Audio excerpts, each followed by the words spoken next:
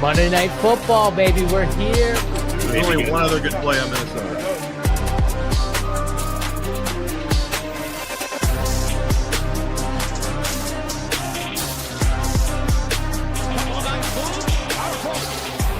Touchdown in 46 seconds. Punches back. Touchdown.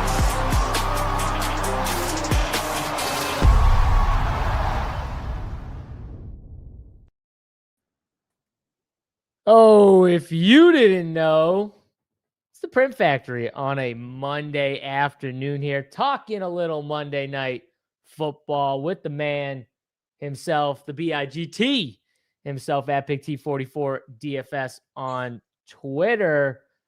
Anthony Niehaus coming off of a crazy hot 2-0 record yesterday, betting wise. All in, he said, all in JSU. I'm just going to own your ass, your Carolina team. I'm going to show you where they can go stick it, fucking drop elbow, and then Giants just elbow drop. I mean, Tony was on fire. He's texted me. I thought he was literally going to the elbow drop from Kentucky. I'm getting texts all in, and he's showing me screenshots plus 260, just owning me.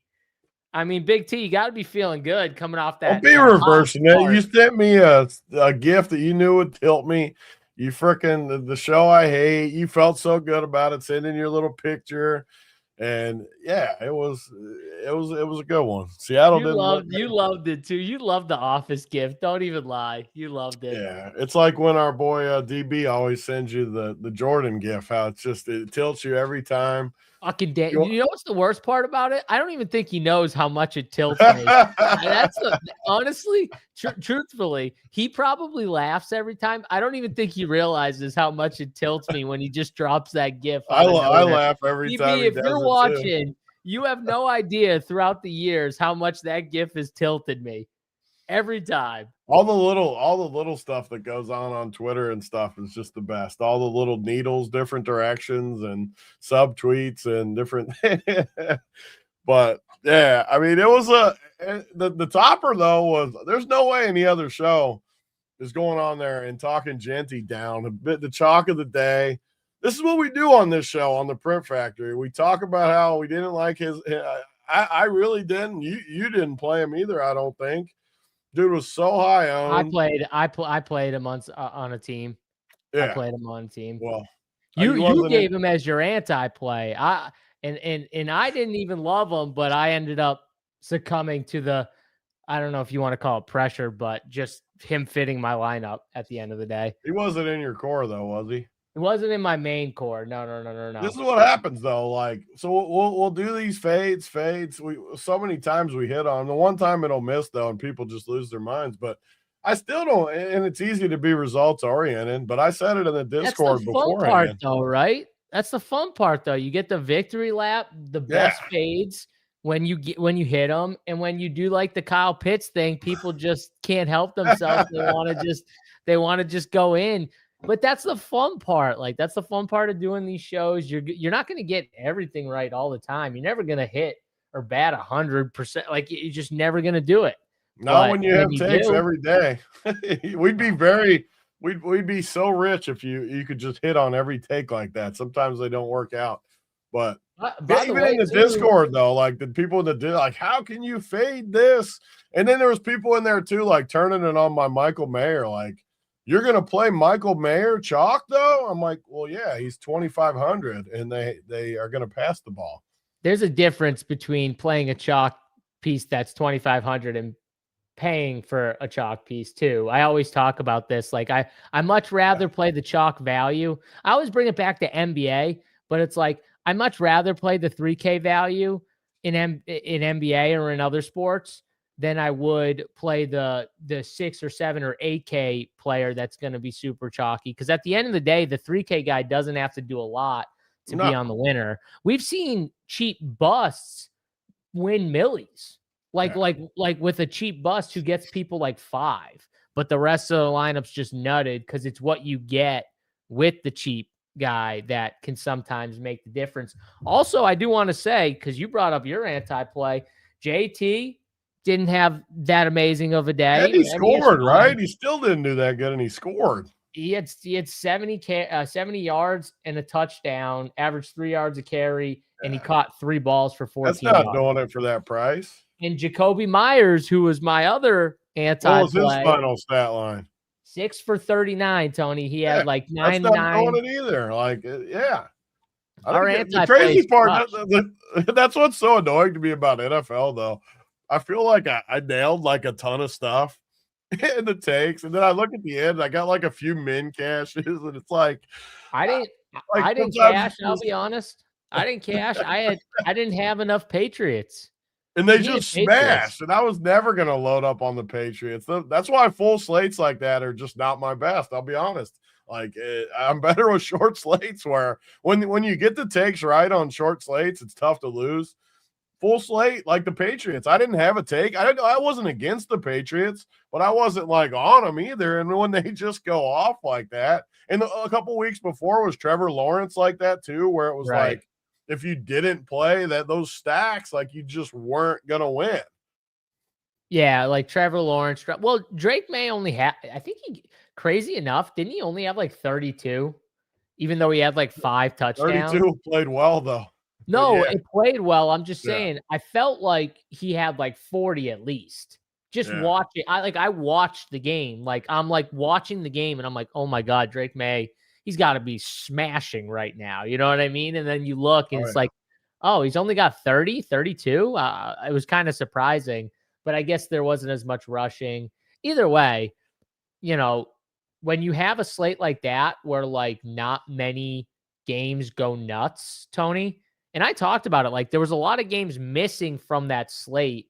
I wish the Chicago Bears game was on that slate because I could have guaranteed you that I would have been on that game. Like that was my favorite game. I was waiting for this game, Tony. I talked about that game the whole summer in best ball when I was drafting my Bears and my San Fran stacks for week 17. Those lineups obviously did shit because they didn't make it that far, but you know, it's still the point of I felt really good about it. And on top of it, Caleb Williams, I feel like not many people are talking about this, Tony, but he was 600 yards away from 4,000 passing yards going into that game. And I'm like, okay, we know they know he wants that record. Ben Johnson wants him to get that record. They said it before the season that that's one of their goals is that 4,000 because I guess the Bears are like the only franchise in history that doesn't have a quarterback to throw for 4,000. Did you know that, Tony?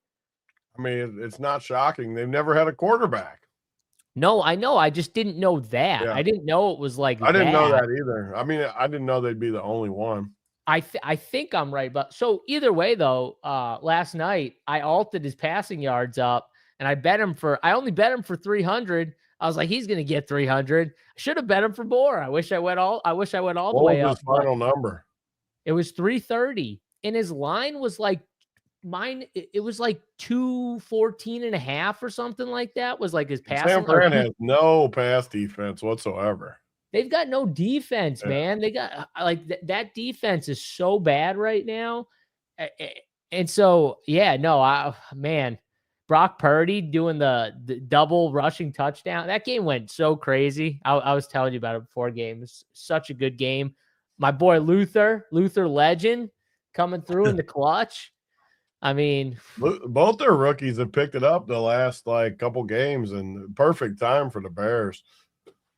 Trevor, bro.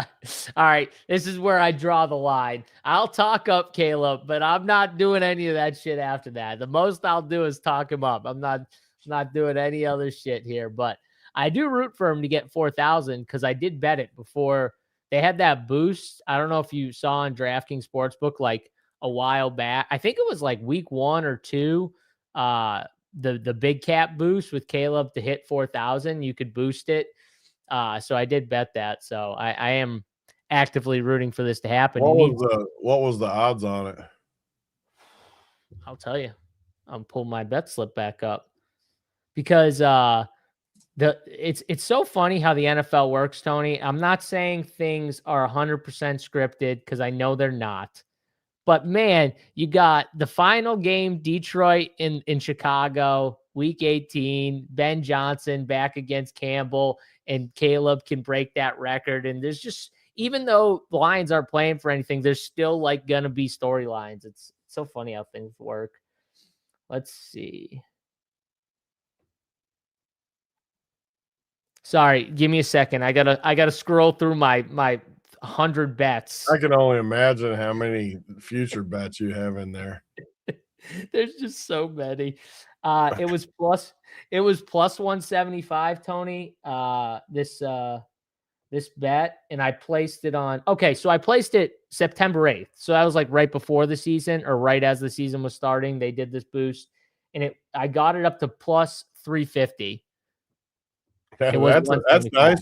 And honestly, like, I wish more futures were like that, where like, just say something. What would you say? Plus 180 or something? It was plus 175, and they boosted it up. They doubled it. And you're literally betting it before the season, and it's going to be held for 4 months. They should always just boost it like that for you. I don't know why they don't. I know people love betting these things, so that's probably why. But like, I like betting them too. I just don't bet them as much because my money's just going to be sitting in there for forever. But if they let you bet a plus 250 and it was plus 500, they gave you like the boosted 50% odds, you would bet more. I would never, like, just when you just said it, like, if I get a boost to plus 350, I feel a lot better about it. And with the boost too, it's like a limit, like we just bet $100 or something. And yeah, they let me put 250 on it. That was the most they let me put on it. But I could see this being true, Christian. Like, this is probably literally exactly how it went. I was probably like, yeah, it looks like a good bet. I just can't leave it in there for 10 weeks or whatever I said. I could see our whole conversation going. I know for a fact I told people I was betting this bet, obviously. And, I'm sure you said exactly what you said. I don't like holding my money. I don't like them holding my money. But at the same time, when I can get plus 350, and I think something. It's a nice little savings thing too. Like when it comes back in, you get a little boost that day. Like some of it makes you feel good. It makes you feel good. Because you forget about it too a lot of times. You don't like sit there and think about it every day or anything. It was something that I bet, and then I kind of like noticed it last week when I was scrolling. I forget why I was scrolling. And I noticed it, and I was like, oh, where am I? Redmond, biggest bet of the season was on Williams last night, over 220. 220 is a crazy number. It was crazy, Redmond. I got a ton down on 250, 275, 300. I didn't go past 300. I wish I went past 300. I actually have some parlays too. I need one thing to happen tonight, and I could win like 10 or 12 G's. So, but I had it all one thing. Yeah, so I bet. So this was last night. I bet Luther Burden to score and Caleb Williams to throw for 270 and then 300 in another one, and Jennings to score and Terrence Ferguson to score tonight. So if Terrence Ferguson scores tonight, I'm gonna win like 11K. Does it? It doesn't offer you a cash out? Oh yeah, it does. 1,500. Oh, only 1,500 compared. So it's like 10x if it hits. 5x because I did two different ones. So I have one with 270 and I have one with 300. So it's five. Like one wins $5,000 and one wins 6,200. I think. So yeah, put $100 on it. I like doing stuff like that. We need Parkinson anytime touchdown for all the money. Yeah, it is funny how things work. He was the most bet guy, I think, in that game last time. He might have been one of the most bet touchdowns of the week in week 16, Tony. He totally flops. Everyone's pissed because he's been scoring left and right. And now this week, he's probably going to score twice. It's just how things work. It makes sense for sure with how things go. Whoa, whoa, whoa. What is this bad juju right here, JP? You can't that's the dude with the bag, I think. You can't. And I'm pushing for your bag. I'm the one here. I'm telling Tony before the show, after the show, get this man his bag. He's like, yeah, I think it's out. I'm the one that has your back, and you're telling me to cash out with that bad juju? Can't That's some cash out for bullshit. 1,500 anyways when you can win that much. Not when You it's got- $100. you gotta let it ride for sure. You Yeah. can't cash out. I thought you were gonna say like $3,000 or $4,000 or something. I was gonna be like cash that out, but not for that. Oh, again, like I said, I only put I like putting like $100 on these things. You get like a 60-1 parlay, Tony, like, or you do like a couple of them, like, yeah, $100 is fine. You know what I mean? Like that's not bad. You know, I'm not Wiley. Wiley will fire. He'll put like 500, 1,000 on these things. I don't do that. If I had 1,000 on it, I would think about cashing out probably, but Yeah, it feels good to let it ride anyways. Get you a good little sweat. And the TD bets like that, you get the whole game. It's a good sweat. get the whole It could be, who knows what's happening. You get a late touchdown. It is Always funny works. though, because Terrence Ferguson was one of my favorite bets last week to score, and I bet him for 2 touchdowns and everything. His 2 touchdowns last week, Tony, was 90-1 on Tuesday, Yeah. and his anytime touchdown was like plus 800. It shows how now he's all like this week. It's 25-1 for him to score 2, and 270 I think is his anytime touchdown line. So just funny how 1 week can totally shift things for a guy like that. Are they telling the truth about this Wiley one? He only missed Dude, one leg. I couldn't believe that. I didn't He even only wanna say missed one anything. leg out of 15? I mean, the leg he missed. It didn't miss by like 1, but it But yeah, still, it was only one leg of the 15? Yeah. What was it going it to was pay? crazy. Let me read it. It was pretty You don't wild. need to read all the plays. Just say what the amount was.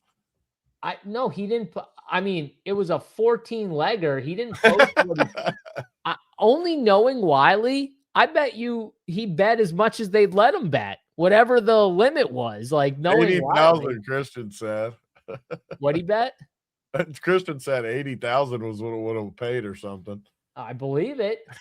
Only one leg missed. That's even if it wasn't close. That's Dude, he had this bet slip is wild. It is funny. he does the funniest ones, but he's gonna hit a couple of them here and there. Where they're just fun. My brother and Wiley I swear my little brother and Wiley would be like best friends because they bet the exact same way. Like the randomest shit ever, and they'll just throw it all in a slip. Like they just like random stuff, like Cole Kmet's in the slips. Like, you know what I mean? Like just random shit is all in there. They bet the exact same way. He had Brian Robinson in there. I mean, he had some good bets in there. It was a good one. He lost by DJ Moore. DJ Moore needed 3 catches for him to win this thing. That's all he needed. Damn. All right. Anything else here, Tony? Anything from you last night? Any shippers? I'm too distracted by Lana talking about the toboggan again. What did you call it? I forgot what you called it. Toboggan? Is that that's what you called it? You've never asked me to right say here. it. What do you call this? It's a beanie, isn't it? Thank you. Okay. See, I couldn't remember if we were on the same side or not on this. What? It's called Wait, a what do freaking people beanie. call it? Wait, what do people call toboggan it? or something on the show that day? They were No, called Rubio. stop It wasn't it. you. It was Rubio, of course. It all makes sense now. I know it wasn't Of me. course, Rubio does that. Don't you dare put that on me. That was I definitely couldn't not me. remember because I didn't know if it was like a Boston thing or something. The toboggan. It's a beanie or a winter hat, and then other people were calling it a toboggan. I could see winter hat. I call it a beanie. Yes, it's a sled. I agree. Yeah, no, yeah, it was Rubio. Yeah, It all It was makes Rubio. sense now because Rubio, I can see that for sure. A shiner on my right eye. I don't get in fight. I'm a lover, not a fighter, Braxton. He goes, I'm a lover, not a I was fighter. a little sick this weekend, though. Maybe my eye. Which eye? I don't see no bruise. Does it look bruised to you? Your eyes? I don't know. That's what he said. It looked like I got a shiner. I don't know. No. I don't see a Big T, shiner. by the way, Big T don't get into fights. He ain't getting no shiners.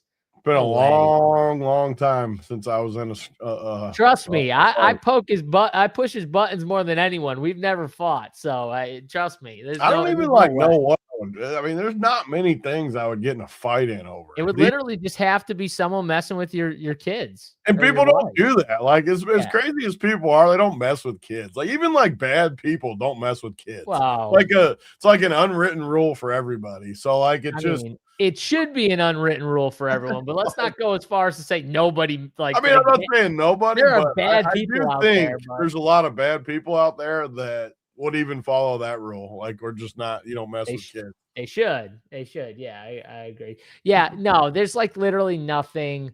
I think I could literally walk up to you and say just about anything to you. Definitely. You wouldn't throw hands at me. I wouldn't even be mad. Like, I don't care. Like, I don't care what people say. Yeah. I'm still like playing through this game tonight too, as we like get ready to jump into it. I still just don't really understand what the Rams. We were talking about it before the game or before the show. I just don't really feel like they have anything to play for. So we went through it. I ran it down before. Playoff picture is still a little. We've got majority of the teams. Now, on each side, there's one division where one team is in, one team is out, obviously with Tampa and Carolina and Pittsburgh and the Ravens. So that's still undecided. And then we have another division where both teams are in, but San Francisco and Seattle fighting for who gets the 1 seed in the division and who gets like, the 5 or 6 seed or whatever it is. So the Rams technically can only move up, I think, 1 spot. They can move only up to spot 5. Right now, they're in the 6th seed. They're playing Philly in Philly. If everything stayed the same and the season ended today, that's where they'd play week 1. And I was telling you this before, if San Fran loses next week, which this game's on Saturday, and the Rams will play on Sunday, so they'll know this. But if San Fran loses, Seattle gets the 1 seed. If the Rams win, I think the Rams would get the 5 seed and San Fran would get the 6 seed. So that would be like but like you said, though, the Eagles could still move up to the 2. It's like, but would you rather play? I mean, still Chicago. But you're not going to know. That's my point. You're not going to know. It's not guaranteed. So right now, the Rams can be the 5 or the 6, no matter what. They're the 5. Yeah, if they're the 5, the Eagles can be the 2 or the 3, though. But if they're the 5, they're guaranteed to play the winner of the Carolina Tampa Bay game. Guaranteed. Because guaranteed they're the 4 seed. Yeah. Guaranteed. That's all I'm saying. If Seattle loses, they're the 6. If Seattle loses, then the Rams are the 6 seed. No matter what. Yeah, I'm pretty sure that's how it works. Because obviously the Niners are the 1 for sure. I just didn't know if Seattle loses, they're the 5 for sure. Yeah, I'm pretty sure. Someone in the chat will know for sure too. That's why I like having these conversations on the show, because the chat, there's always at least a couple of people that know. So honestly, I'm pretty sure no matter how it shakes out, Seattle's going to be in a good spot. Either they get the 1 seed. Draymond said, yeah, Seattle's got the tiebreaker. So if Seattle so their 49ers win, they're the 1. Seattle wins, they're the 1, obviously. Seattle loses, they're the 5. San Francisco is the only team that could get screwed if they lose. Who? And the Rams win. San Fran, because they could have to go to Philly or Chicago as opposed to Carolina. So honestly, your Seattle team's set up perfect. Yeah. They either get the bye. That 1 seed's still a massive difference. That's a big game, obviously. Yeah, but they either get the bye or they go play the worst team in the playoffs. On the road, though. You got all road games. On the road. Well, maybe not all road games, depending on who wins, but more than likely all road games. Yeah, that's true. It is funny, though, because I am going to like the back end teams a lot in this playoffs. I already know just by like who it is and who I'm leaning towards. So like a lot of these favorites or teams playing on the road, I'm definitely going to be backing in week 1, I think. So it'll be interesting here, but Seattle's going to lose. If if Kittle and Trent Williams are in, I agree with you. I don't know if they. No way. No way. You like the Niners? Hold on. No way. I don't believe it. You picked against my team every week for 3 straight months. I can't help it. I love that you say if they're in. Okay, so if they're out, are you going to pick Seattle? No. Like, yeah. No, I'm not. I probably won't. I have a thing against betting against Sam Darnold, and I'm just going to keep doing it until I win. It's going to happen, guys. I'm going to win eventually, okay? I did send Tony. So someone in our Discord sent me this. My boy Christian lied. And I had to send it to Tony because it was funny. And he was like, he literally said to me, he goes, "Does Tony know something we don't?" And it was like 2005, new Pope selected. Seahawks win 13 games in advance to the Super Bowl. 2013, a new Pope is elected. Seahawks win 13 games in advance to the Super Bowl and win.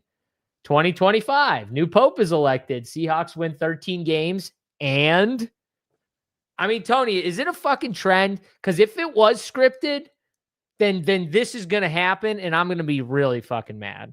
I just, everyone has the same narrative. Like our boy Brospro, Seattle mid, Darnold stinking yesterday. He threw the picks. Bro, they won 27-10, people. Sam Darnold has been bad for weeks. We just gloss over it because they find a way miraculously. Not find a way. It was 27-10.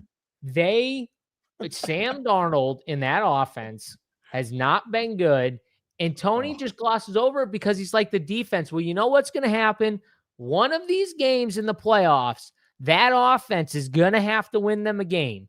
Okay? Because they cannot rely on fluky defensive shit and special team shit to win them games in the playoffs each and every time. They're going to have to beat a good team with their offense, Tony. Okay?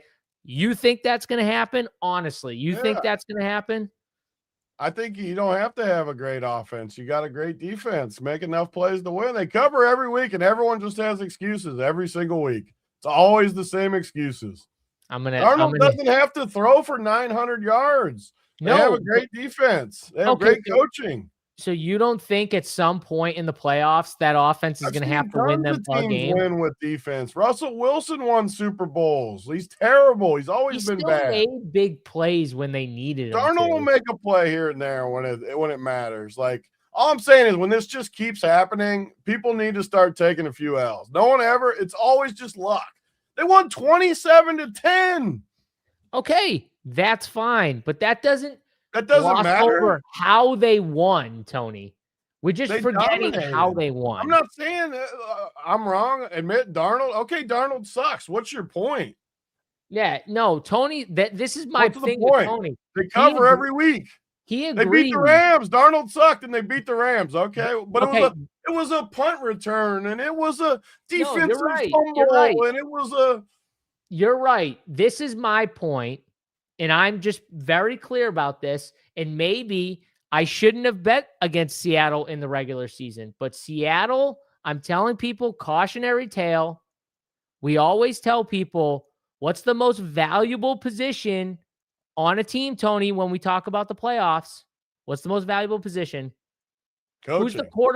Who's the quarterback we've been betting against for years that has just been straight owning us in the playoffs? Who? Pat Mahomes.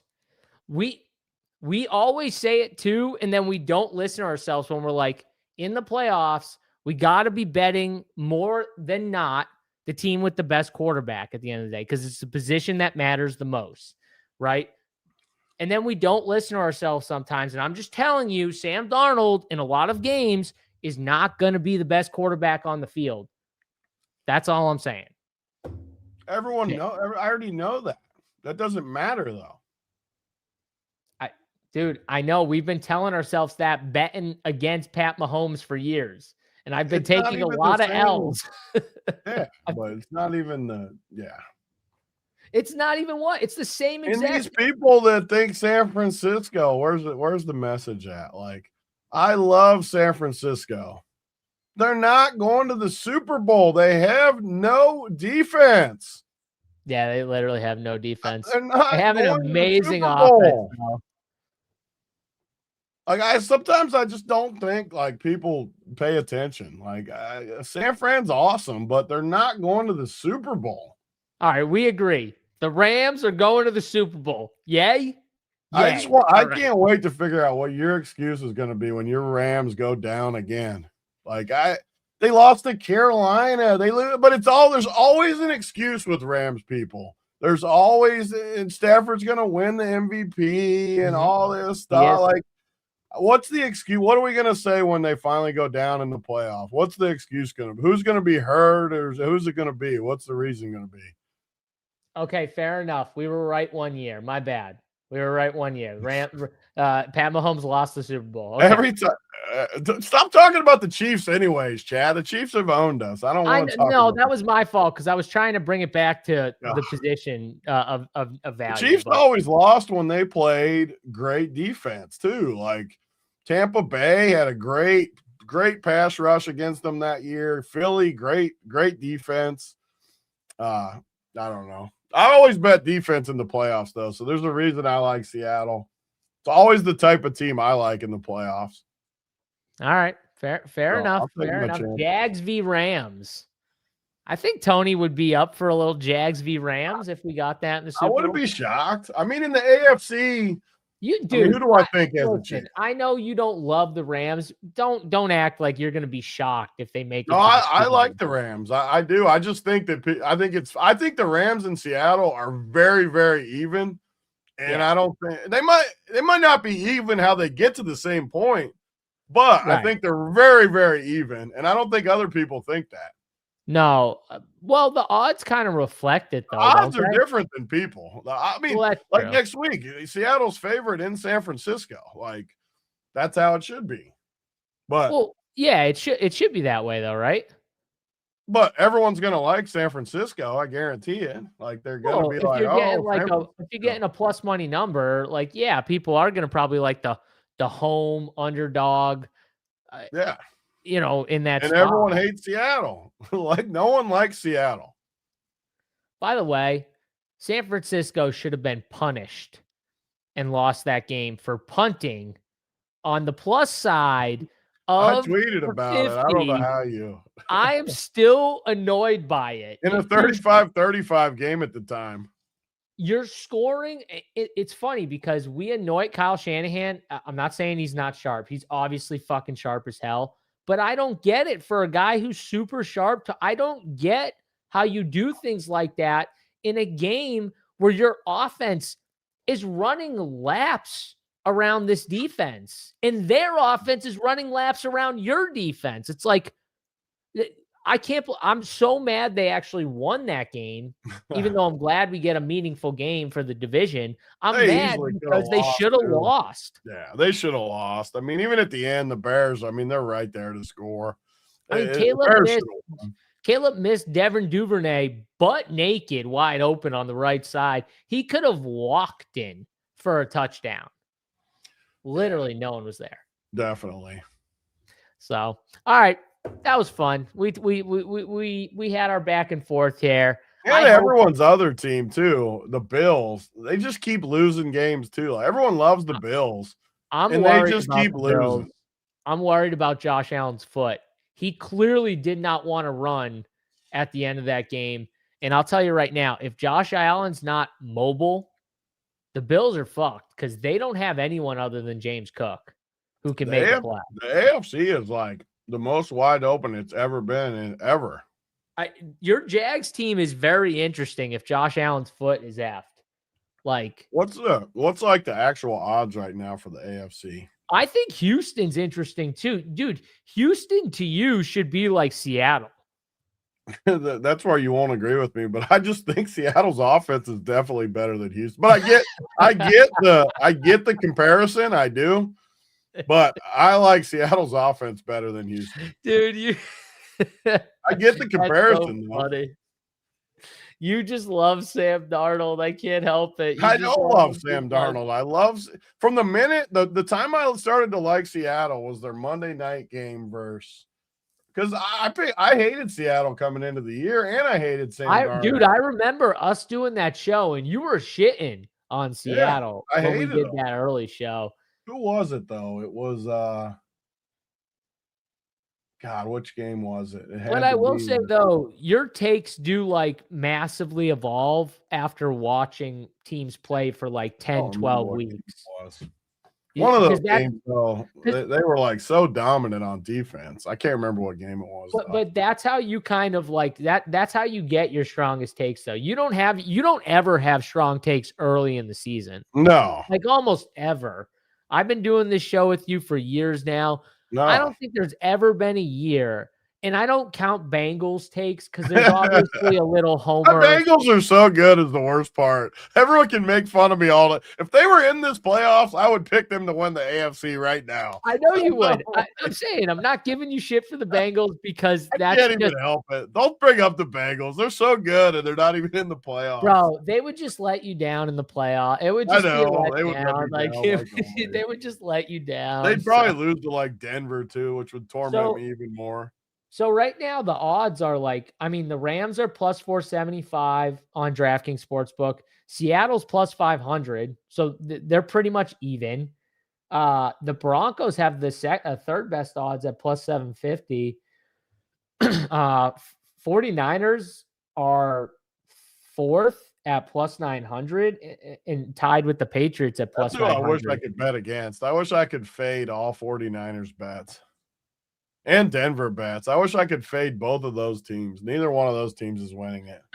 So if I had to actually bet right now, just looking at the odds, because I already have money down, obviously, on the Rams. So I'm not like the Texans and the Jags have to be two of the better bets, I think. I mean, I like those two teams. That's who I would pick. Well, in the I'm talking just AFC.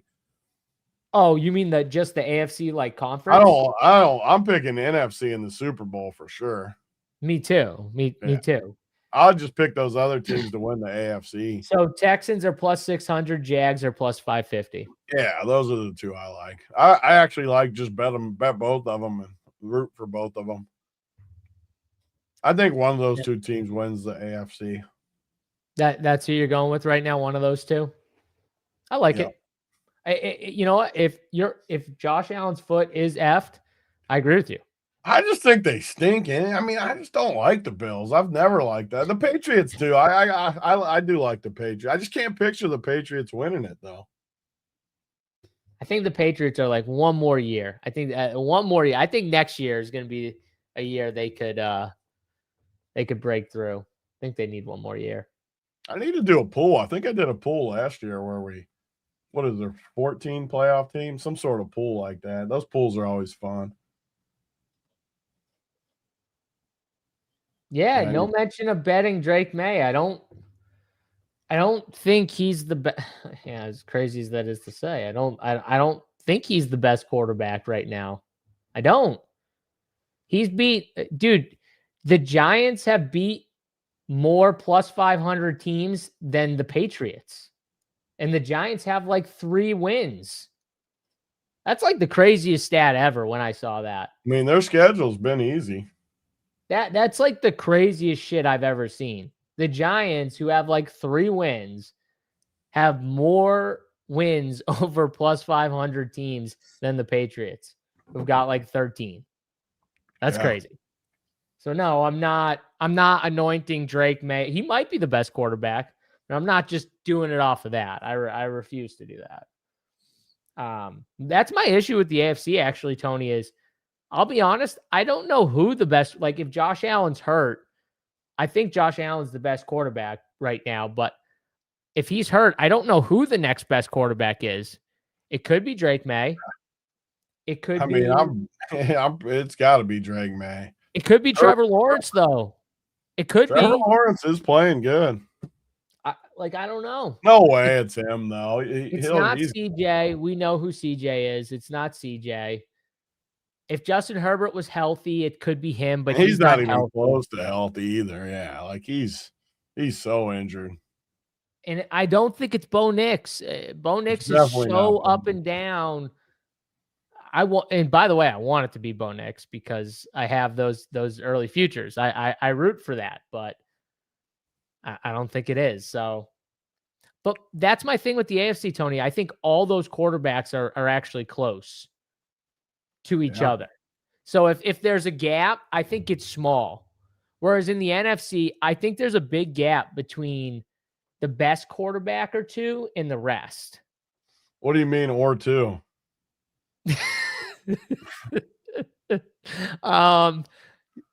Okay, no, fine. No one on earth has ever liked Matt Stafford more than you. Like, no You know one what's ever. funny? I called my father today, and somehow we got on talking about Matt Stafford. Oh, because I was telling him about my Rams bets for today, who to root for and stuff, because he likes to know and everything like that. And he goes, one player I've always liked, Matt Stafford. Yeah. I swear to God, he said this. Believe it. I swear to God. You stroke yourself to him every time. He's probably but used he to it. doesn't know that. So but you don't think he's heard you talk about it over the last 10 years? Listen, he doesn't just say things because I like them. He learns from what you say. He watches and listens to you. He definitely learns. No, he watches. He watches. You don't think you just stroking off to Matt Stafford has impacted him at all? No, because I'll play. No one's ever. You like him more than any quarterback in the history of football. Like, you love him so much.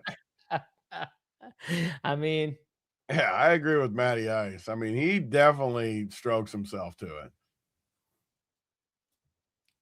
it. The topper, I wish I just had highlights. By the way, I just realized this. His wife's name's Kelly. Guy's got good taste. I just wish we had the tape of that Thanksgiving show, though, where Brady had 9 touchdowns and Stafford got in, and you still said Stafford was the better play. That was my favorite show ever. Brady played a half of football and had 83 fantasy points. You know what would happen if I wasn't around to do shows with Tony? Some of your funniest moments ever are me making fun of myself. That's the best part about this whole show is some of your favorite moments are when I make fun of myself. It would be great if there was a highlight of some of the funniest things we've had over the years. Is there a way we can go back and find, though? I can never even find it. I mean, we probably could look up the date of that. But that one would be easy to find, honestly, because you just Joe. My man, with the little circle action, Joe Ruff. Should we get a club going? Welcome to the club. Circle time. The Matt Stafford Club. JSU doesn't like circle stuff. He's very what do you call it? Very what's the word? I don't know. Or you don't ever joke. What's the even having you involved with a little circle jerk gets I'm literal. I'm always literal. Always. Stafford strokers. Stafford might be the one thing though that could get me into the circle. Into the circle. It might be the one thing, if there's a thing. Everyone just sitting there Indian style, touching themselves. Or if I got to meet Allen Iverson. One of those two things. Maybe he's involved in the club. He probably likes Stafford. Well, he likes winners, so he probably does like Stafford. I mean, come on. She calls his father at 3 a.m. to talk about Stafford. Funny thing is, he'd probably answer if I called him at 3 a.m. Oh, he would for sure. He'd definitely answer if he was up. He would. We haven't even gotten to the game yet. The tummy sticks. I remember the tummy sticks the one day. Tummy sticks. I remember that. Jay Ruff, that's my guy right there. We're gonna be rooting on Stafford. It's gonna be allowed us to say against the Indian world. style now. Is Indian style not allowed? I thought that's what we always called it. That's not allowed. I sit Indian style every day during bro. I swear to God, I was just sitting Indian style a minute ago. I just switched it up. That's offensive, I think, these days, maybe. Oh, sorry. Don't care. I'm sitting Indian style. Well, you know what? Fuck it, Tony. I'm going back. No, not right now. In that chair? Right here. Sitting Indian style. Bro, do you remember when we were driving in your truck and you had all that shit on the floor, all that stuff on the floor, and I couldn't put my feet down? There was so much stuff, so I had to sit Indian style in your truck. You were so comfortable sitting Indian style. I was actually, because it's just comfortable to me. I don't like Commander style now. Commander style. Indigenous American style. Yeah. Only kids and little people said Indian style, he said. Well, I'm not a big person. You know? I legit don't even think I could sit Indian style. Bro, I'm not even like super flexible anymore, and I can sit Indian style. Like, come on, you could do it if you had to. No, maybe Not you in the couldn't, chair. actually. I for sure could. On the ground, maybe I could. Yeah. In this chair, I can't fit on there. Oh yeah, you're right. No, there's no way in the chair you could. No, don't do it. I don't want you to get hurt. we see Tony's like hip cramp up, and he's like, "I'm going down, guys." Just fall live. That would be great, actually. Probably would happen too. You ever get a hip cramp, Tony? Those are the worst. I get like a Charlie horse sometimes when I'm like sleeping or something. Oh, you wake up with them? Oh yeah. Oh, they're awful. Awful. Yeah, it's an ACL tear incoming, Hank. If Tony fell like that, something bad would happen. It goes straight into his desk. He said, "You guys are mean in the chat." Yes, only short people can sit Indian style. I've heard this for the last like 5 minutes. I got it. Only short people can sit Indian style. Yes, I agree with 100%. Okay. I agree with this dude. I got too much meat down there to get the legs around it. You just shift it around, bro. It's fine. It? Yeah, you got to shift. That's why whenever you see me like do this, bro, which I do like at least once or twice, that's what I'm doing. I'm like sitting Indian style. You got to shift. It's just the truth. All right. Tuck it, he means. Yeah. Yeah, you shift and tuck. One at the other. All right. Should we get into this game, Tony, or do you want to just keep going about I mean, we've gone for like 47 minutes and haven't talked. Are we at a record? Is this a record? I think so. I was prolonging it too because I'm more uncomfortable with this game than people are.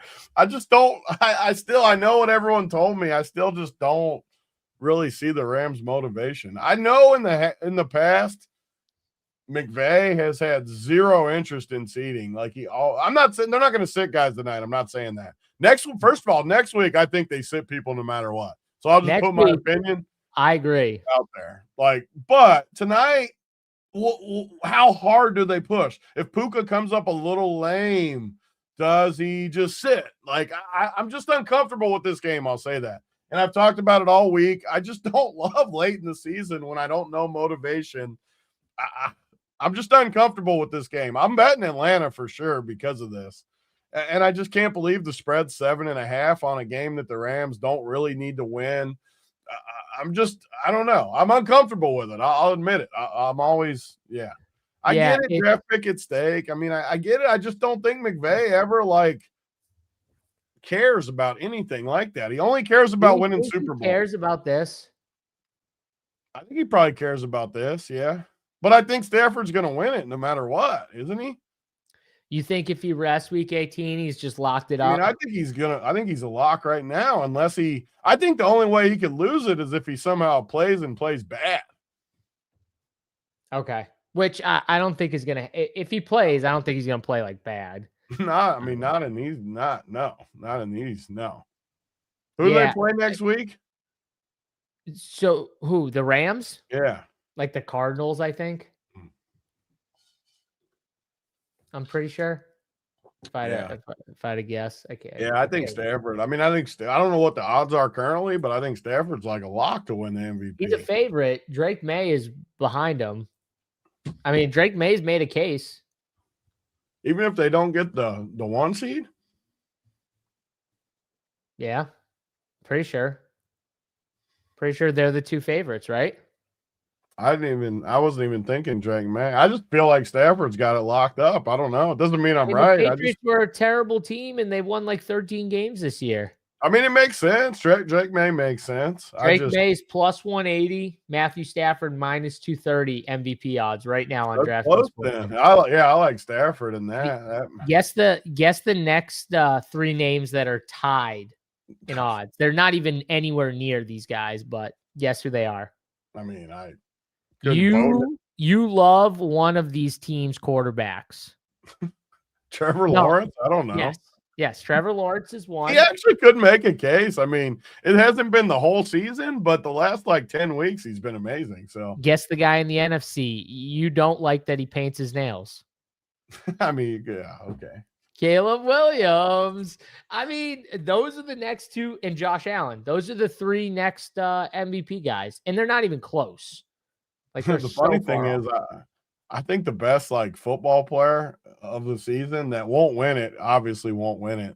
But I think the best football player this year has been Christian McCaffrey. He's been so freaking good, and he's played every game, and he's just been amazing. And he's not ever going to win it. I'm not saying that. But my personal opinion, who's been the best has been him. He's been so freaking good. I can't believe one of my biggest sells has to be that Christian McCaffrey is a robot. He's a robot. He's made in a factory. The amount of touches that dude handles on a game in game out basis is absolutely insane. And pass work too on top of it. Just so much pass work. It's crazy. It's absolutely. He's never going to win the MVP, but to me, he's been the best.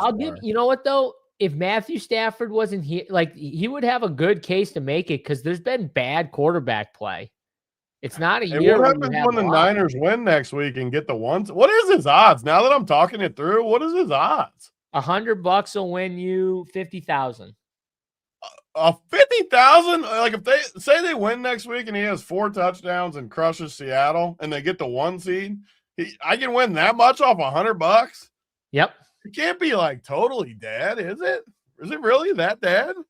I mean, I think it's dead. I don't know how it is. I mean, I hadn't even considered it until I started talking about it, but those odds are crazy. They could be the 1 seed. The odds are crazy. Honestly, I think CMC should be ahead of Trevor Lawrence, Josh Allen, Caleb Williams. Yeah. Sam Darnold. That he's never going to win it because of the situation, but yeah, whatever. That is a crazy bet, though. It is a crazy bet. Wiley wants his beanie. Yeah, I don't have one either. Right here. The box literally hasn't moved since it came in my office. Yes, the NFC West is the key to best ball. Draft an NFC West team and ride that team to glory in playoff best ball on DraftKings. Great strategy. I love that. All right. Back to this game here where I agree a little bit with Tony here on the standpoint that I do think I think Atlanta can keep this thing close. Close enough to where I could see betting them at 7.5 at home. But I do think that probably the motivation factor makes more sense, not from the Stafford angle, Tony, more from what you were saying with Puka. Puka gets banged up. I mean, just by the way he plays, he gets banged up every game. It's just natural. You know what I mean? He plays so hard when he's out there. He's going to get, banged up and stuff. How much do they push him, though, if he is banged up and they're up 14 or something like that? And they just run and they run. And I do think they'll have an edge on the ground as well as through the air. So I do think, that's one thing that does worry me a little bit. If the Rams did get up, they could just run the clock out, I think, here. So I do think that's something we should think about. Puka's obviously going to be massively owned in the captain. I mean, right now, it's saying 25%, Tony. Bijan's next at 16, 17% on Sabre, and I'll pull the Sabre here up real quick. And then you got Matt Stafford at 10, and then it kind of drops from there. You got Drake London at 7. You got Kyron Williams at 7%. And I'll get into that because the running back stuff for the Rams, I fell for it the last time they were on a showdown slate, Tony. I remember it because Kyron was under projected like crazy. And I'm like, this is crazy. Like, Blake Corum's so cheap and Kyron's super underprojected. And I was like, I got to play one of these guys. And like, Kyron's going to be low owned. And I kind of like talked myself into playing too much Kyron when I like bumped him up. And it's just annoying because these guys like legitimately split. And Blake Corum's good. Like, Kyron's obviously really good too, but Blake Corum's really good. And like the split is just too, it's not like a split, but it's still Kyron. It's like a true almost split down the middle. And man, I'd rather the cheaper one. Yeah. And I mean, I agree with you. I almost talked myself into Kyron a little bit last time too. Yeah, I agree with exactly what you're saying about it. And it does feel like a Corum game, by the way. He's got a lot more outs, I think. He's half price of Kyron. Again, I just don't see why they would go crazy with Kyron here. It doesn't mean my take's right. I do feel like these late season feels are some of my strongest, like my strength of takes. I just don't, even if it's like 2 series Kyron, 1 Corum, or 3 series, 2 series type thing. I just 4,600 for Corum feels way better than 9,600 for Kyron. I just don't see why they push him. Another issue with this slate, well, not an issue. A good thing about this slate actually is you're just going to play Puka and Bijan for sure, and probably Stafford. That's 3 guys that you're probably just going to play, which gets you off of the plays like Kyron. So it's just naturally you're not going to get a ton of Kyron, at least me personally, because there's no way I'm not playing Puka and Bijan. I have a hard time not playing Stafford too. So, and we got unlimited value. There's so much good value on this slate. So even though I don't like the actual game that much, I do like how the showdown sets up where you just have clear-cut plays. And you can take a stand on like my take that like Puka, whatever, you just fade Puka, take a chance and just fade him. I don't like it because it's going to be really hard for him not to be in the winner, but it's showdown. All it takes is one weird thing to happen. And the problem with fading Puka though, is you basically need something weird to happen. He's not going to play the whole game and not crush. So he's going to play half the game and still crush. Yeah, that's what I mean. He's just, there's no. Because I know the Rams, they're going to play this. They're going to play the 3 tight end stuff. And when they play the 3 tight end stuff, a lot of times Puka's not even like the 1 wide receiver. Like they'll put Keontae Mumpfield or I think it's Xavier Smith, or like they'll put one of them out wide and run these 3 because they like to like run and play action off of this 3 tight end stuff, because they kind of trust the tight ends as pass catchers, and Matthew Stafford seems super comfortable in that personnel. But a lot of times, like Puka's not even the 1 receiver all the time, Tony. So like I think Puka, the problem with fading Puka is he just is so good at taking advantage the snaps he is in play on. You know what I mean? Where like he just, 20 plus yard catches left and right, and he busts through a zone and takes it to the house, because that's how he scores touchdowns. He doesn't score like, he's not getting these like cheap like 1 yard touchdowns like almost ever, Tony. Like every time Puka scores, it's like a sick play. Yeah, I mean, he's just a beast. He's just such a beast. When he's in there and he's healthy, he might not look like the best receiver in football, but when he's healthy and he's out there, I don't, even Jamar Chase is more talented, but is he really better? I don't know. I think he's one of those guys that I bet you like all the old school NFL players watch him and go, that's the best player in football. But all the people in football are like, Jamar Chase is the best wide receiver. Or know what I mean? It is hard to like say, okay, Puka's better than Jamar Chase, because Jamar Chase is amazing. But he's just so good. Just saying, though, some of the plays that Puka Nacua has made this year, they're insane. Yeah. And it feels like every game I'm saying like one catch Puka made is one of the most insane catches I've ever seen. And I can't keep saying that because I feel like I say it every time he plays. You know what I'm saying? It's just crazy to me. But I do think you have a good point where it's like, should we just jam Puka in the flex? Because he's going to be massively owned in the captain. You're fading, obviously, him housing 2 touchdowns. But the issue I have with it, just playing with the numbers, there's just too much value, though. Like, on these slates where I want to play him in the flex, you're going to love the value guys, too, because it's all the tight ends, the guys you like. It's Mump, who I'm going to love Mump. So, I mean, if you're going to love those guys anyways, you're playing Puka or Bijan in the captain, or maybe Stafford if you wanted to. I was going to say, don't forget about MVP. These are the slates I usually do good on Showdown, though, just because you just play these top guys. Like, don't play anyone else in the captain. Play them on all your teams and just alternate the cheap guys and just take your chances hitting the optimal. It's not super complicated. Yeah, well, here's my thing. I don't see how I get away from playing Bijan and Puka regardless. Yeah. Like, those are the first 2 guys. Injuries, the only way they're not going to crush. And yeah, we can't predict that. So it's like, okay, Bijan's volume's insane. I mean, the guy's gotten 11 targets. He's more of a lock to me than Puka, as crazy as that sounds. It's not crazy because all the stuff he gets is like yak and yards after the catch. It's just so. And I don't think he has any chance of like getting pulled. Puka, I at least give a slight chance of getting pulled.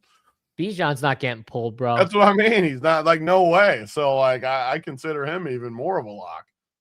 Yeah. I am going to build. Before I forget, I'm going to build, just because I keep having the same stupid take.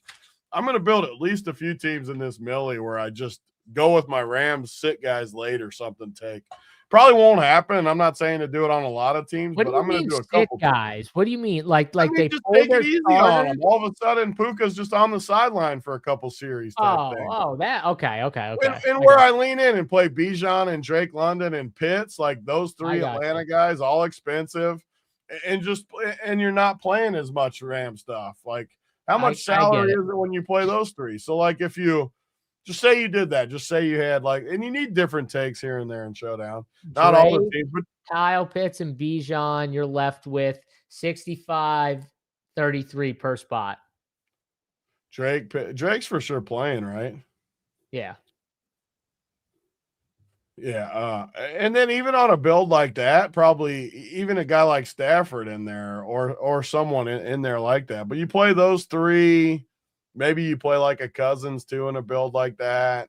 That is a super unique build though. If you played the 4 studs from Atlanta with 2 cheap Rams pieces, that's a interesting build.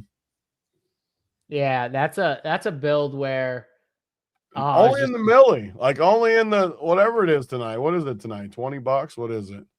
$20, and it's $300K to first place. $20 for $300K. I'm not going to do this as my main build. I'm not going to do it in any of that. But a couple builds, 2 or 3 builds in this $20.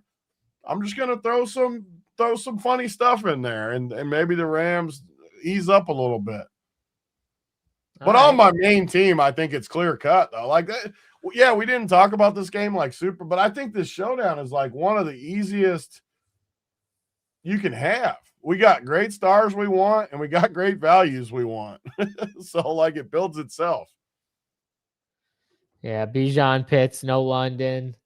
I do worry about London from the standpoint, even though he's going to play, how much does he play? And, is he still a little banged up playing through it? I do worry about that a little bit, but either way, I think Atlanta can move the ball. That's what makes this game interesting is I think Atlanta can still, manufacture some drives down the field, move the football. I don't think Bijan is going to be able to crush them on the ground, but the way they use Bijan, the Rams have given up a lot of receptions and receiving yards to running backs recently. I think Kenneth Walker got them. Zach Charbonnet actually had some catches one of the 2 games. They've given up some decent running back receiving production lately. And Bijan's been doing a lot of his work through the receiving game, Tony. So, you know, I don't know if I'm going to play Kirk Cousins, but I do think that's kind of how they move the football is through the air. Yeah. I mean, that's how you have to think. Kirk Cousins, oh, man, he's another issue with the slate. That's your boy. That's your boy. I have a very hard time. But another good thing, I know I keep saying the same stuff, but man, when you play those three guys, I don't have to even think about Kirk Cousins. Like, it doesn't leave me with a decision because I'm not playing him over those guys because of my roster construction. So, but man, I struggle to click that Kirk Cousins button. You have so many high floor, high ceiling guys in this slate, even like Kyle Pitts, who has figured out how to play football to his talent level.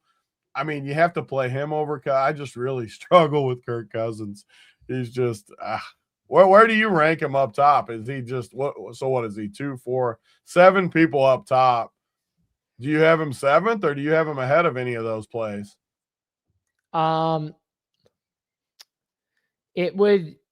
like just without thinking of builds or anything, I probably just blanket statement. I probably have him 6 or 7. It would be dependent with like Kyron, and how high I have Corum, because I do feel like outside of Puka, I mean, they've been trying to keep Kyron fresh for the playoff run. So, you know, why wouldn't you keep using Corum and a little less on Kyron here? So that'd be the only one. But I will just say, if you did your build, Tony, and then somehow played 4 Falcons with Cousins in there and only 2 Rams, that would be a super unique build. Yeah.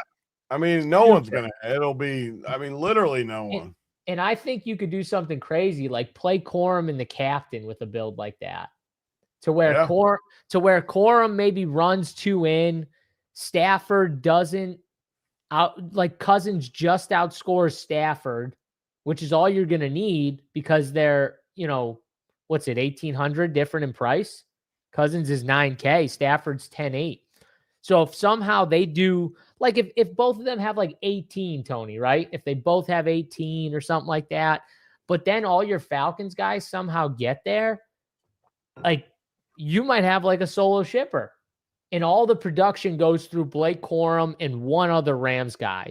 You somehow get all the touchdowns through like 2 guys, which could happen. Could be your boy Mumfield, easily.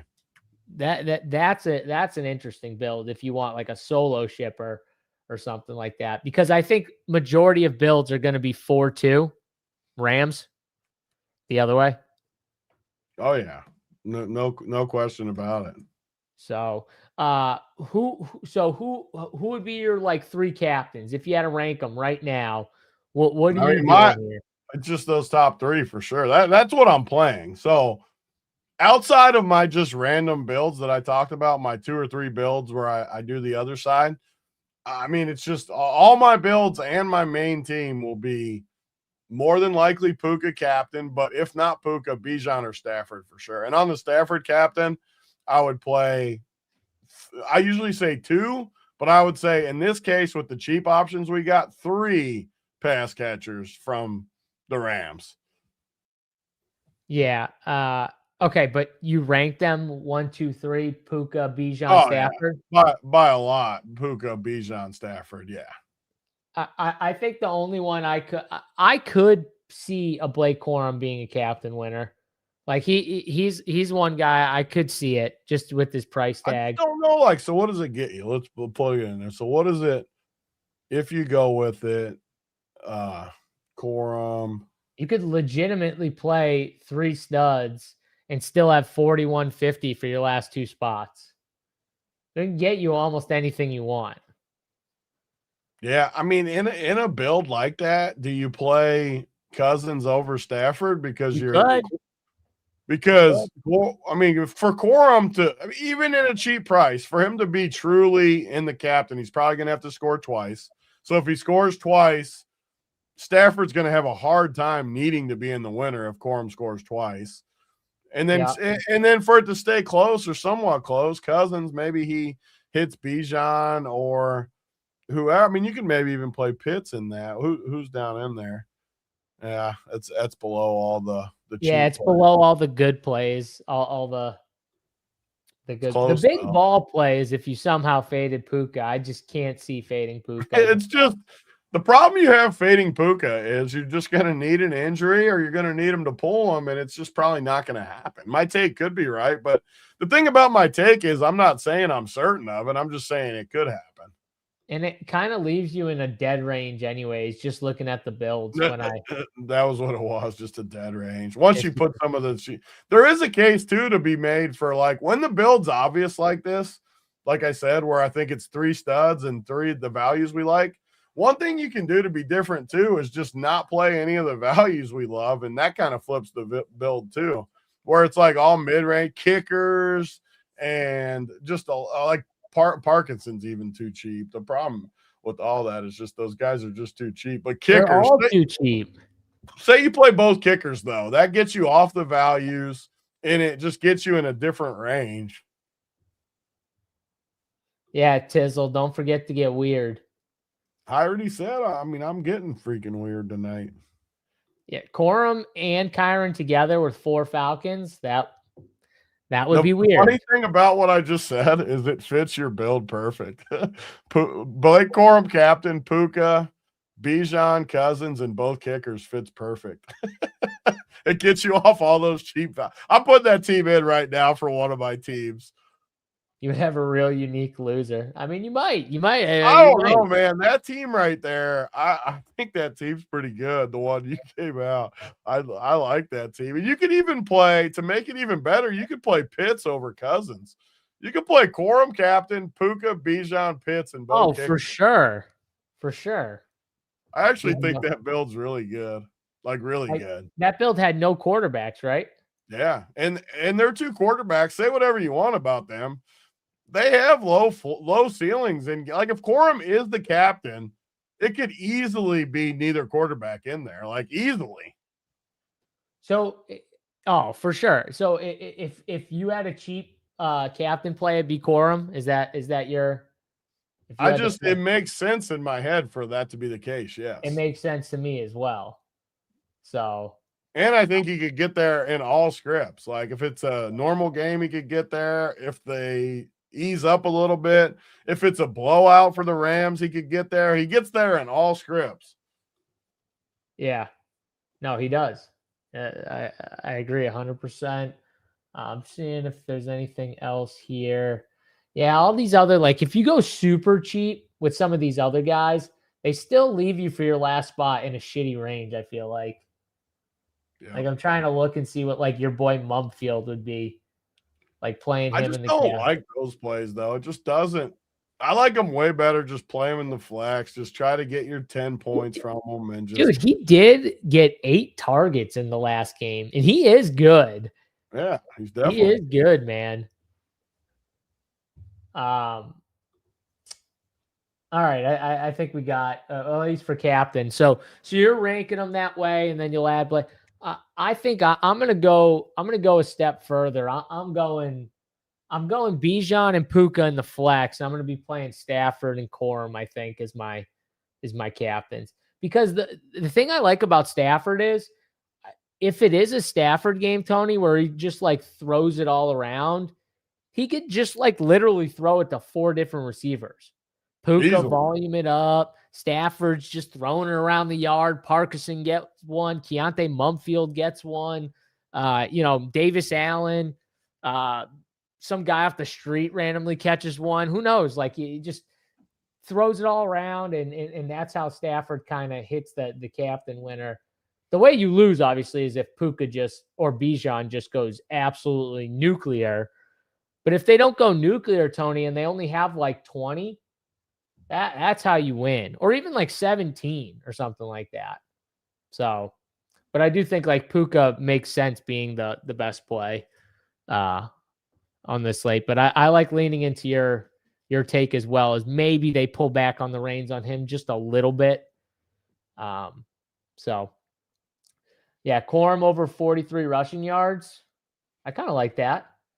I mean, look at his carries. He's had double-digit carries in like every game for the last 4 games now? I think it was, or 3 games. 12, 11, and 14. He's at 128, 71, and 48 yards. And honestly, I mean, even Seattle's got a really good defense, really good run defense. I like that. And I do think the Rams will be able to run the football on the Falcons here, and especially with no Devontae. Tony, one thing I noticed, no Devontae, they're clearly going to try and run the football a little more when they get down there without Adams and that cheat code release for his 1-yard touchdowns. So I do think that you could see a heavy dose, especially when they get down there, of running the football. I mean, Kyron got 23 attempts with no Devontae. 23 and 14. That's a lot of runs against Seattle. Honestly, teams don't run against Seattle. That's the funny part. And they did. Yeah. I mean, you have to like those plays too, because they play in multiple scripts. Like I said, I mean, who's the cheap guy? Who's the cheap guy besides the really good plays? Just looking at some of the values, who we all are going to agree down to Mump, Ferguson, Davis Allen, Mump, but below that, I guess even Xavier Smith's a pretty good play. Not as good as Mump, but good play. But then below that, is there anything below that we can go to? Our boy Quentin Tarantino. I mean, I don't know if I could. Maybe he is 600. No, I mean, the problem is the value plays are just so good. Yeah, that's the issue on this slate. I just don't see a reason to get down here is the problem. Yeah, I'm probably not doing it. By the way, is Tyler Higbee set to be activated next week? He's got to be close to coming back. I don't even know why they want it. He sucks. These other guys are good. No, but if you're running a ton of 3 tight end sets, he could be valuable for, just to add a 4th tight end to the mix.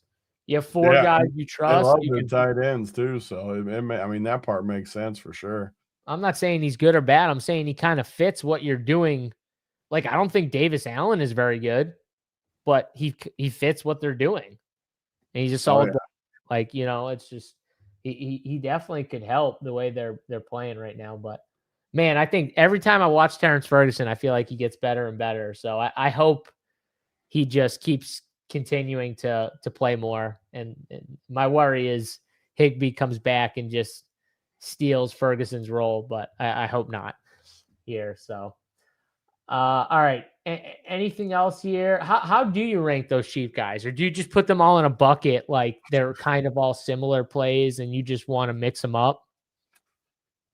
I mean, how do I rank them? I mean, well, Parkinson's obviously got to be the best, but is he counted in that bucket or no? You can count him in that bucket. He's cheap. I mean, he's right next to Corum. Yeah. Count him. I mean, I think Parkinson's definitely the best value, but then the 2K guys, I mean, it's got to be Mump and Davis Allen 1, 2, Xavier Smith 3, and then Algier and Corum are both in that range too. There's just so many good value plays. I love this slate as far as DFS, as far as the Showdown slate. It's just such a clean build to just. Is this show going till kickoff? It might if we want to. We never know. We got to get to our NBA show though. So. Oh yeah, we have an NBA show at 6. There's a friggin' 10-game slate or something. Oh, Tony loves 10-game slates. I can't wait. It's gonna be great. At least I get to talk about Jokic. Oh, thank God. Yeah, I think if I had to get in the Indian circle if we got to talk about Jokic. You ain't getting it. I might join the circle. Did you say India circle? the Indian, what do you call it? Stop it. You're killing me right now. You said India circle. That's my Indian favorite. style. Yeah, sitting Indian style. Oh, man. I love that. Joker 13K. You need 80 from him today. Well, can he get 80? I think he can get 80. Just saying. Why do people say this every time? Now you're going to get me sidetracked. Everyone's always like, you need 80. He gets 80 like every game. If he plays the fourth, I don't understand. Why do people say that, though? Like, what do you think he's going to get?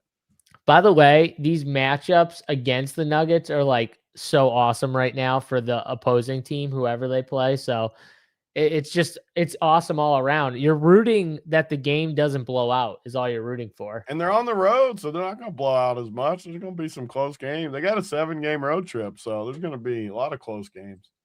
Yeah, that's good. I have a lot of Jokic in best ball. So to get the number 1 pick in best ball NBA was like the biggest edge because Jokic is just so much better than the guys going 2, 3, 4 right now. He's just destroying the field.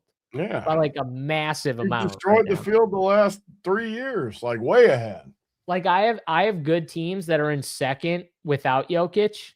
And I'm literally looking and I'm like, my only difference is I didn't get to have Jokic on this team. Like if I had Jokic on this team, it would be just as good as these Jokic teams. Like it's ridiculous how much he makes a difference. But there's I have like an 800-point gap on those teams in first and second. That's like the difference in gaps in NBA best ball is literally like an 800-point gap between my first place and second place team, but my first place team has Jokic.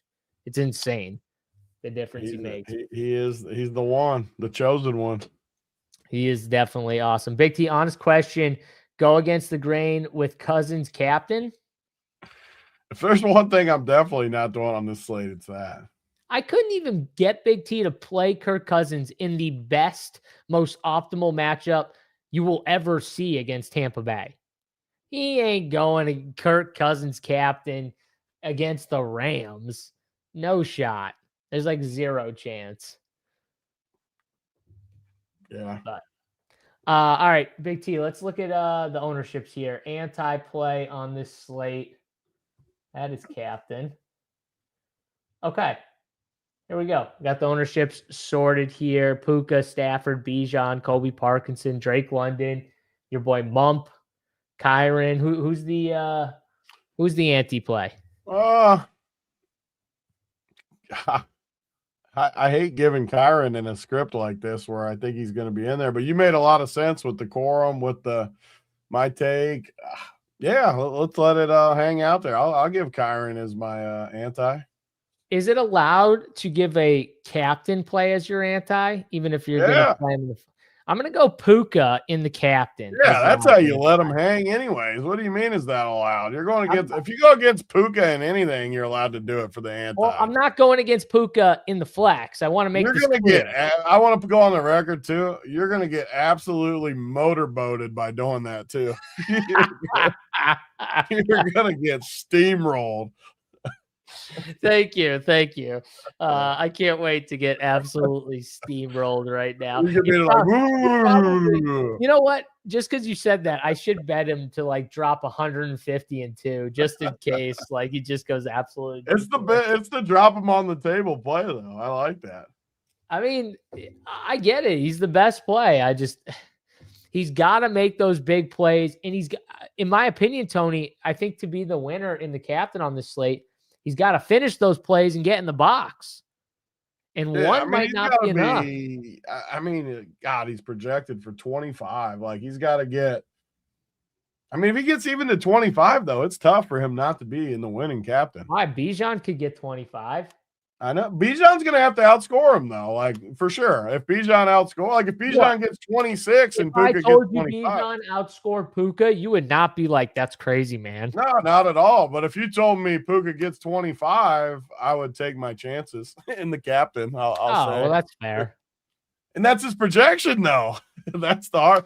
I'm giving you credit. You put him on the table. I'm not talking it down. I'm just saying. Fucking bring it, Hank. I don't give a shit. Come for me. I don't give a shit. Listen, I'll do it myself. Trust me, I'll be the one that if you don't want to follow it, don't follow it. Go play Puka and jam him in the captain. It's fine. I get why everyone's doing it. I get it. Anti Kyle Pitts.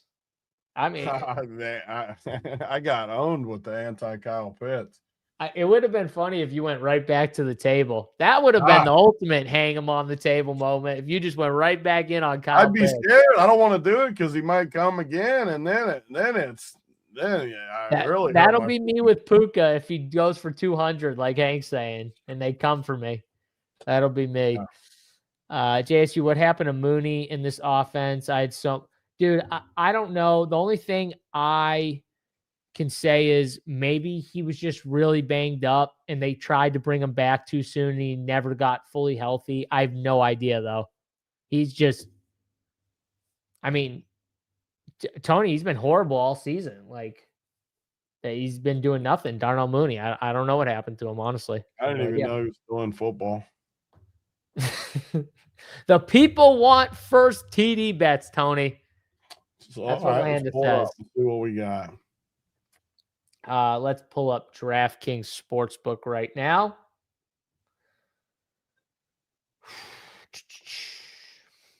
I bet Tony's going to bet.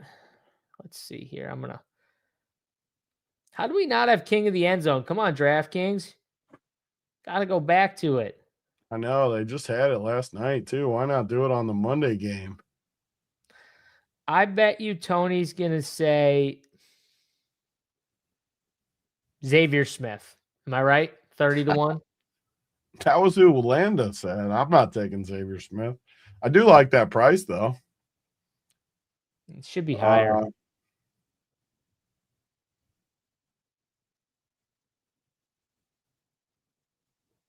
I'm going Davis Allen. Ooh.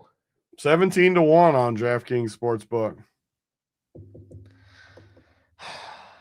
I wanted to do Parkinson, but Parkinson's only 9.5-1. I don't think that's good enough. Yeah, I think he gets in the box, but Xavier Smith somewhere else is 70-1. Like that, I can be talked into. A 70-1 is a lot. It's like the entourage gift. Is that something you might be interested in? Yes, when I said 30-1, I'm like, it should be higher than 30-1. So 70-1 though is something I'm interested in. I think for me, this is not a biased pick. Okay, this is your bet too. That's a good bet right here, by the way. Corum 2 touchdowns. Yeah, I'm betting it. This is not a biased pick, by the way. The problem with Blake Corum, I love the clarification that it's not a biased pick. The problem with Blake Corum is he doesn't get the first drive. And so I don't want to bet first touchdown bet for Blake Corum, but I do like the 2. Terrence Ferguson. It's totally not biased at all. Okay. I don't need him at all to score to win a bunch of money. 16-1. Why is Terrence Ferguson and Davis Allen the same? They shouldn't be. Shouldn't be. So, Terrence Ferguson. Bam. Done. It's Ferguson. It's always been Ferguson. Nice, Kev. It'll always be Ferguson. Were you just making fun of my Davis Allen? Were you trying to come after me with that? Do I need to send you another picture later today? No. I like Davis Allen. I'm saying, though, that you should be getting like if Terrence Ferguson is 16-1, I think Davis Allen should be like 25-1. Yeah, you're making fun of me again. I'm not making fun of you. You just said my play is way worse than yours. This is what happens. And then you start a little rivalry between our two plays. And then when I send you a tweet, you're like, oh, and then send me the stupid Office gif. And then you start another trash talk. It's not my fault that you are weird and don't like The Office. It's not my fault. Okay. Just like it's not my fault that you don't like Yellowstone. Like, what? I did not say I don't like Yellowstone, first of all. You said it's corny. You said no, I said The Office is corny. What'd you say about Yellowstone? I said it got worse with the seasons. That towards the last couple seasons, I didn't like it. Fine. It wasn't that bad. JSU ball bag and Big T. He did. He tried to like just drop it in there too. Like, it should be way worse for Big T's pick. I heard it. I was there. Absolutely. I watched Mayor at Kingstown this morning being there. I do like TV shows. I don't like TV. I like TV shows. That's the one thing. I don't watch movies anymore. Movies suck. I still have not found a good movie that's come out in the year of 2025. Can you find me a good movie that's come out in the year 2025? Movies had a rough year. I agree. I'm sure there's been one I liked, but I can't remember good movies either. Oh, I love Landman. I love it. That's definitely one of my favorite new shows that have come out. Landman and Mayor of Kingstown are both good this season. Yeah, I'm a huge Landman guy. That's it. Hardly watch TV shows, form of public. Yes, but man, TV shows are just so good. I just threw up Kyron first TD and Corum last TD. I don't hate that. I don't hate those bets. I'll be honest. I don't hate those. I don't hate those, CW. Yeah, it's not bad. It makes sense. Always when you make showdown teams, bets, just make them make sense. Doesn't mean you're right, but make them make sense in your head of what happens. Yeah, I think the other play I'm probably going to do is like the Corum 2 TD bet is nice. You get 11-1 price on DraftKings. You go like Corum 2 TDs, and I wonder what Bijan's receiving prop is. What do we think it is, Tony? What do you think Bijan's receiving prop is? I'm always horrible with the running back receiving props. I don't know. Guess. What do you think it is? I don't know. Receptions or yards? Like his yards. His yards. I mean, receiving yards for a guy like Bijan, I don't know, 40? His receiving yards. Oh, that's first quarter. His receiving yards is 44.5. Ooh, that was a pretty decent guess. I think it's a good line. He's 6.5 is the prop for his receptions, which I think is very fair. But you bump that thing up, you go to like 70 or 80. Bam, you get almost 40-1 right there. Corum 2 TDs, and yeah, that's a parlay piece right there. There's a 40 to 50-1 parlay piece right there, like that. Yeah, 40, 59. Yeah, Bijan honestly it should be 44. The dude's gonna get probably 50 yards receiving. It's just a matter of does he break a long one in the receiving game. But biggest question: will Atlanta keep pace? I think they do, Paul. That is because if they don't keep pace, then I think it's the Rams just jamming the football down their throat, running the football, running that clock, owning the time of possession. And Stafford's just moving the chains and methodically moving down the field, draining the clock. So if Atlanta can't keep pace, though, it kind of leads into my Corum bet even more. So, yeah, that's why I kind of like. You're going to get more rushing attempts probably out of Blake Corum in that situation. I'm going to be making a lot of dumb parlays now. Yes, Redmond, that's what you got to do. That's the whole fun of these island games. We make a ton of dumb parlays, and then hopefully one of us hits. That's the idea. Tony, you going to make some dumb parlays? I like the dumb parlays more than ever in Showdown Island games. They're the games I've had pretty good success with them too. They're just fun to me. So yes, I will be joining you guys in that endeavor. All right, there we go. If you want Big T's dumb parlays, my dumb parlays, check us out. They're only dumb until they hit, right? That's a good point. Check us out at runpuresports.com. They're only dumb until they hit, and then put that on a t-shirt. They're only dumb until they hit. Yeah, that's actually a really good one. Definitely put that on. Tony, put that on a fucking t-shirt. You're telling us. Use that as your new slogan. Yeah, DraftKings. Definitely use that as a slogan. That's awesome right there. This guy wants to know Falcons D exposure. I think he asked a few times. They're going to be less than 10% owned. I don't see why you can't use 10 to 20%. Yeah, I like them more than the Rams.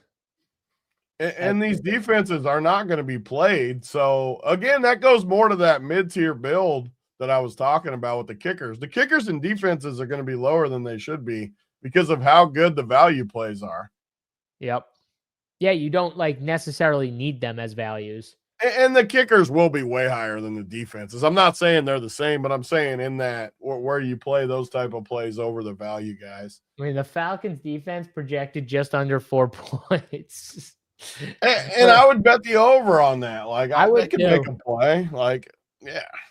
All you need is one dumb mistake from one of these guys. That's it. Or a punt return. Stuff happens. Weird defenses score. Like, defense is the most random of anything. Just weird stuff happens. Yep, I agree with you. And I've been trying to lean more. I mean, we saw it yesterday. That game was, I mean, obviously you didn't want the defense, but like the first touchdown of the game being the fluky ball off the hand. Purdy throws one bad pass, but look at the rest of the game. Purdy was amazing and like made no mistake. Like just one play. And sometimes, and then you just hope it's not 42-38 at the end of the day. But either way, yeah, that's definitely what you want. Bears pick 6 last night, still didn't make it. Yeah, but there was 1,000 points. There was 1,000 points. You can't use that example when there's 1,000 points. Come on, studio. Again, though, most of the defense isn't on there when they score 1,000 points. Well, and two, that's like an outlier game and a half. We might not see a game like that for the next year. Like that game was everyone insane. Remembers that Rams Chiefs game though. It was like 60-50, and it was both defenses were in the winner because they both scored like twice. So like it's just random. There's no way you can say you can't have Atlanta's defense. You're tilting me again now. He knows how to tilt me more than other people. There's no way you can tell me that Atlanta's defense can't be in the winner. Now start talking about Denver. Now start talking about Denver being Super Bowl contenders. That's how you really get it. Rams are strong, Josh Lee. All right, Josh Lee's trying to pull me back in right now, Josh. I'm out on the Atlanta is impossible take, but I'm in on the Rams are too strong. But 3% on defense is impossible to be in the. Oh my gosh, what a terrible take! And then there comes in with cat greater than you. Think about all the Jokic takes anymore. Like I just laugh at them because I know people aren't serious. By the way, did you see Benair post the time when Jokic got posterized in like high school or something like that? Did you see him post that? No. Damn it. Benair, post it again so Big T can see it. Those are the type of things that, yeah. What? That Jokic got posterized when he was in high school? Yeah, I don't even doesn't bother me. Well, it doesn't bother you because that's your, favorite player of all time. I mean, the guy that you slurp to on a daily basis. That's your Matthew Stafford right there. Yeah, I do like the greatest player to ever play basketball. I do like him. You do sit in a circle with, I admitted other yokes. I'll sit in the circle. Other yokes, and you guys, you guys do the thing every once in a while. It's okay. It's okay. I'll go skiing. On that note, guys, we're going to get out of here. For Big T on JSU, get over to runpuresports.com. We got an NBA show coming up in about an hour or so, 6 p.m. Eastern time, breaking down that monster 10-game slate. So get over and check that show out. We're going to get out of here, though. Good luck in your DraftKings showdown and bets on DK Sportsbook tonight for Monday Night Football. And we'll see you guys back Wednesday, 2 p.m. Eastern time for the Print Factory. Till then, we're out of here. Peace.